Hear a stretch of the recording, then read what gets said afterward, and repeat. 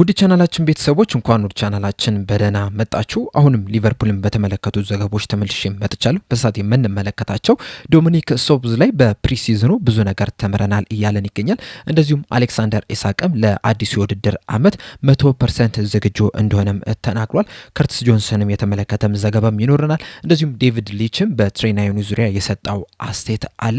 እነዚህን በቆይታችን የምንመለከት ይሆናል። እናንተም እስከ መጨረሻ ደቂቃ ድረስ አብራችሁ ቆይታችሁ እንድትከታተሉት ያላችሁን ሀሳብ አስተያየት ኮሜንት ሴክሽን ላይ በመጻፍ እንድታሳውቁኝ፣ ሰብስክራይብ፣ ላይክ፣ ሼር እያደረጋችሁ የቻናሉ ቤተሰብ እንድትሆኑ ዲስክሪፕሽን ላይ እና ኮሜንት ሴክሽን ላይ በሚገኙ ሊንኮችም የቴሌግራም እና የኢንስታግራም አካውንታችንን እንድትቀላቀሉ በአክብሮት እጠይቃለሁ።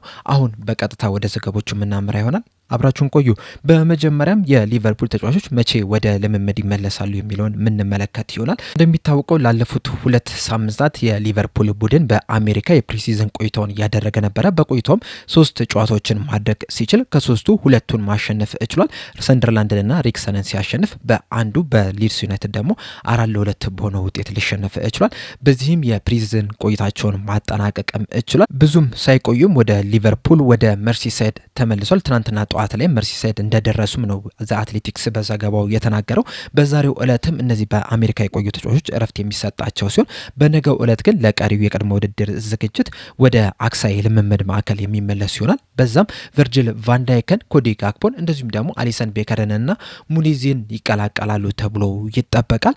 አሌክሲስ ማካሊስተር ደግሞ ቀጣይ ሳምንት ቡድኑን የሚቀላቀል ይሆናል። በዚህ የቅድመ ውድድር ዝግጅት እንግዲህ ሊቨርፑሎች ቅድም እንዳልኳችሁ 3 ጨዋታዎችን ማድረግ ችሏል። በእነዚህ 3 ጨዋታዎችም ማን ምን ያህል ደቂቃ ተጫወተ የሚለውም ይፋ መደረግ ችሏል። በዚህ መሰረትም ኢፌያ ኑዶኬ 260 ደቂቃዎችን በመጫወት ቀዳሚ ስፍራ ላይ መቀመጥ ችሏል። ሁለቱን ጨዋታዎች ከሪክሰንና ከሊድስ ጋር የተደረገውን ጨዋታ ሙሉ 90 ደቂቃ መጫወት ችሏል። ከሱ በመቀጠር ጆርጂ ማማርዳሽቪሊ 233 ደቂቃዎችን፣ ዶሚኒክ ሶቦስላይ ላይ 189፣ ኬረን ሞሪሰን 181፣ ጀረሚ ፍሪምፖንግ 172፣ ሉክ ቻምበርስ 168፣ ሚሎስ ኪርኪዝ 159፣ ሊዩስ ኩማስ 153፣ እንደዚሁም ከርትስ ጆንስ፣ ሪዮ እንጎሞሃ፣ ትሬናዮኒ ተመሳሳይ 135 ደቂቃዎችን መጫወት ችለዋል። ሃርቪ ኤሌት በበኩሉ 130 ደቂቃዎችን ሲጫወት፣ ሙኮስታስ ሲሚካስ 111፣ ፌዴሪኮ ኬዛ 90፣ ጄምስ ማኮኔል 84፣ ፍሎሪን ቪርስ፣ አሌክሳንደር ኢሳቅ፣ ራያን ግራቨንበርግ 45 ደቂቃ እንደዚሁም ጆ ጎሜዝ 10 ደቂቃ መጫወት ሲችሉ ቢሊ ሃይሊ የተባለው ተጫዋች በ3ቱም ጨዋታዎች ላይ ምንም አይነት ደቂቃ ያልተጫወተ ብቸኛው ተጫዋች መሆን ችሏል። እንደዚሁም በዚህ ጨዋታ ላይ ሊቨርፑሎች 7 ግቦችን ማስቆጠር ሲችል 7ቱም የተቆጠሩት በተለያዩ ተጫዋቾች ናቸው።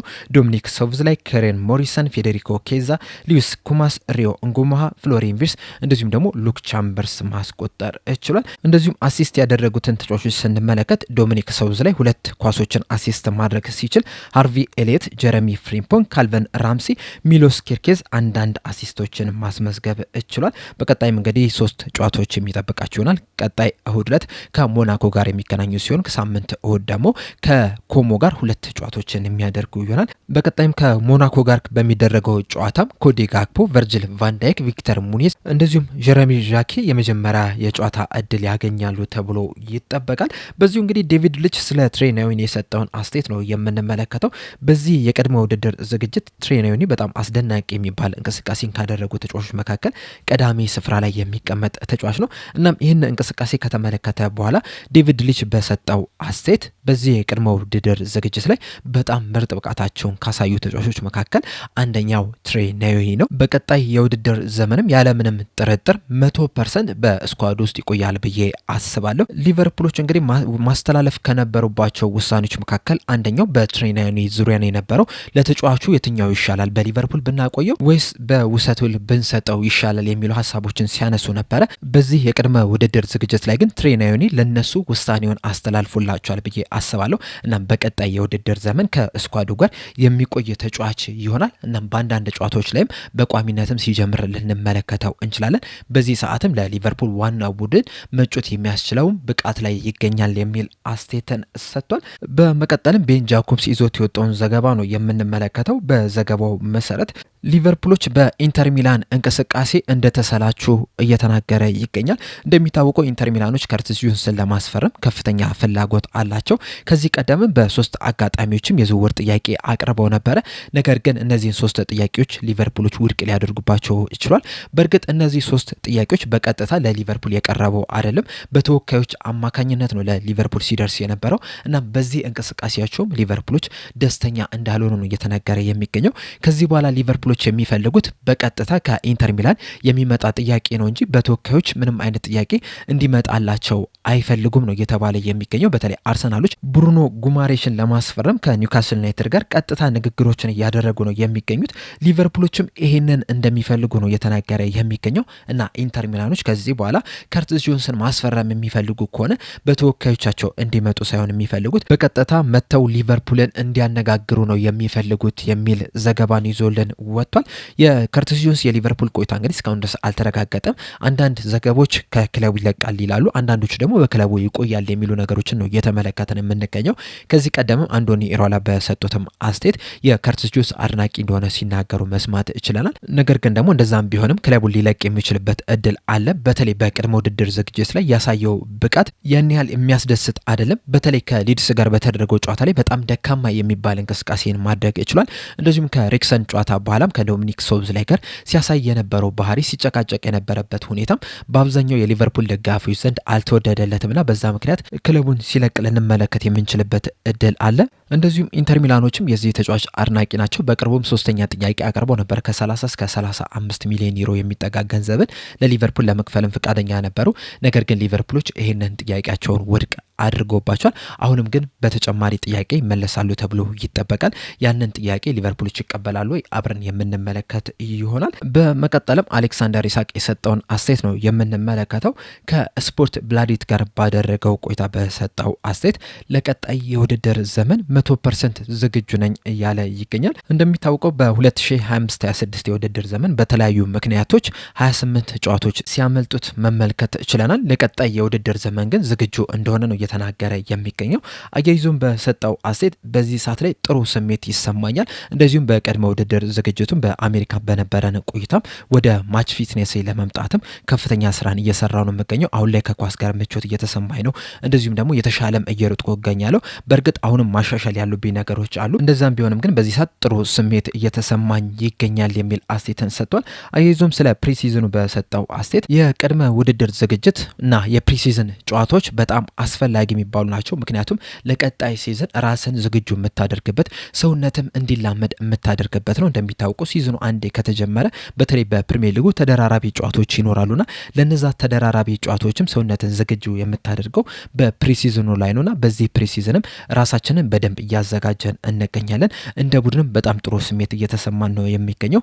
እኔም በጣም ጥሩ ስሜት እየተሰማኝ ይገኛል። በሊድስ ጨዋታ ላይም ጥሩ እንቅስቃሴም አድርገናል ብዬም አስባለሁ። ከዚህ በኋላ በሚቀሩትም ጊዜያቶችም የውድድር ዘመኑ እስኪጀመርም ድረስም ወደ ማች ፊትነሳችን እንድንመጣ የበለጠ ጠንካራ እንድንሆን ከፍተኛ ጥረት እናደርጋለን። ለቀጣይ ሲዝንም እኔም በግሌ በጣም ምርጥ የሚባል ሼፕ ላይ ሆኜ በጣም ምርጥ የሚባል እንቅስቃሴን አድርጌ ቡድኑ የተሻለ ቦታ ላይ እንዲሆን የተሻሉ ስኬቶችን እንዲያሳኩ ለማድረግ ለማገዝ ሀሳብ አለኝ የሚል አስተያየትን ሰጥቷል። በመቀጠልም ዶሚኒክ ሶብዝ ላይ የሰጠውን አስተያየት ነው የምንመለከተው። ከሊድስ ጨዋታ በኋላ ከክለቡ ኦፊሻል ዌብሳይት ጋር ቆይታ አድርጎ ነበር። በዚህ ቆይቶም በመጀመሪያ በፕሪሲዝኑ ዙሪያ በሰጠው አስተያየት በዚህ ፕሪሲዝን በጣም ጥሩ ነገሮችን ተምረናል። እርስ በርሳችንም በደንብ ተዋውቀናል። በእርግጥ አንዳንድ ተጫዋቾች ዘግይተው ነው የገቡት። እንደዛም ቢሆንም ግን ከቡድኑ ጋር መላመድ ችሏል። እንደዚሁም አሰልጣኙን በደንብ እንድናውቅ አድርጎናል። የአሰልጣኝ ስታፍ አባላቶችንም እንዴት እንደሚሰሩ እንድናውቅ አግዞናልና ይህ የቅድመ ውድድር ዝግጅት በጣም አስፈላጊ የሚባል ነው የነበረው።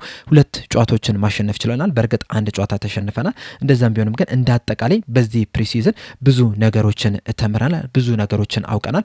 ስለ ራሳችንም ስለ ቡድን አጋሮቻችንም እንደዚሁም ደግሞ ስለ አሰልጣኙም ብዙ ነገሮችን እንድናውቅ አድርጎናል የሚል አስተያየትን ሰጥቷል። በሊድስ ጨዋታ ዙሪያ በሰጠው አስተያየት ሁልጊዜም ከጨዋታዎች ፖዚቲቭ ነገር መውሰድ መቻል አለበት። በተለይ በቅድመ ውድድር ዝግጅት ላይ በጣም ኔጌቲቭ የሆነ ጨዋታዎችን ብትጫወትም እንኳን ራሱ ፖዚቲቭ የሆኑ ነገሮችን መውሰድ መቻል አለበት። የሊድስ ጨዋታ ላይም በተለይ አዲሱ አሰልጣኝ ወደ ሊቨርፑል ከመጣ በኋላ በጣም ያሳየነው ደካማ የሚባል እንቅስቃሴ ነው። በተለይ የመጀመሪያው አጋማሽ ላይ ጥሩ ተጫውተን ነበረ፣ ጨዋታውን መቆጣጠር ችለን ነበረ፣ 2-0 መምራት ችለን ነበረ። ነገር ግን ሁለተኛው አጋማሽ ላይ 4-2 በሆነ ውጤት ልንሸነፍ ችለናል።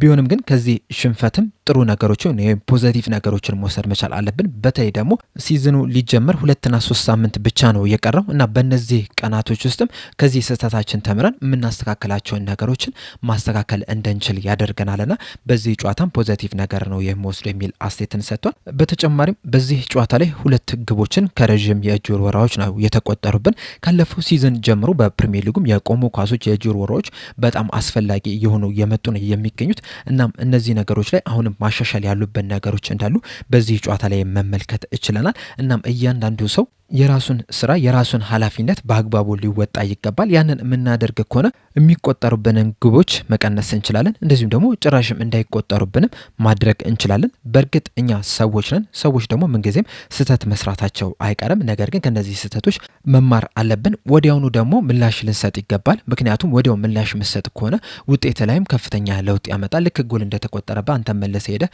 ጎል የምታስቆጠር ከሆነ የበላይነቱን መልሰህ ማግኘት ትችላለህ። ስለዚህ ውሳኔዎችን በፍጥነት መወሰን እንደዚሁም ደግሞ ሪአክት ማድረግ ምላሾችን መስጠት በጣም ወሳኝ ናቸው የሚል አስተያየትን ሰጥቷል። እንደዚሁም መጮት ስለሚፈልግበት ቦታ በሰጠው አስተያየት በእርግጥ ይሄ ውሳኔ የኔ ውሳኔ አይደለም፣ አሰልጣኙ ናቸው የሚወስኑት። በእርግጥ ባለፈው ሲዝን የተለያዩ ቦታዎች ላይ መጮት እችላለሁ። በቀኝ ክንፍ የተከላካይ ስፍራ 6 ቁጥር ቦታ ላይ 8 ቁጥር ቦታ እንደዚሁም 10 ቁጥር ቦታ ላይ ስጫወት ነበር። በአንዳንድ አጋጣሚዎችም ወደ ክንፍ ወጥቼ ትንሽ ጨዋታዎችንም ቢሆን መጮት እችላለሁ። በዚህ በሊድስ ጨዋታ ላይ ደግሞ ደብል ፒቮት ላይ እና 10 ቁጥር ቦታ ላይ መጫወት እችላለሁ እና የተለያዩ ቦታዎች ላይ መጮት እችላለሁ። በእርግጥ ከዚህ ቀደምም ስል እንደነበረው የኔ ፌቨራይት ቦታ ወይም ደግሞ መጮት የምፈልገው በዋነኝነት አማካኝ ቦታ ላይ ነው። ነገር ግን ደግሞ ካስፈለገ አሰልጣኙ እንድጫወት ከፈለገ ግን የትም ብጫወት ደስተኛ ነኝ። ዋናው ቡድኑን ማገዜ ነው የሚል አስተያየትን ሰጥቷል። በአጠቃላይ እንግዲህ ዶሚኒክ ሶብዝ ላይ የሰጠው አስተያየት ይሄንን ይመስል ነበር። በእነዚህ ባነሳናቸው ነጥቦች በተነሱት ዘገቦች ዙሪያ ያላችሁን ሀሳብ አስተያየት እንዳለ ኮሜንት ሴክሽን ላይ በመጻፍ አሳውቁኝ። ለአሁን እኔ እዚህ ላይ አበቃው። እስከ መጨረሻው ደቂቃ ድረስ ስለተከታተላችሁኝ ከልብ አመሰግናለሁ። በቀጣይ በሌላ እስከምንገናኝ ድረስ ሰብስክራይብ፣ ላይክ፣ ሼር ማድረግ እንዳትረሱ። ቸር ያቆየን።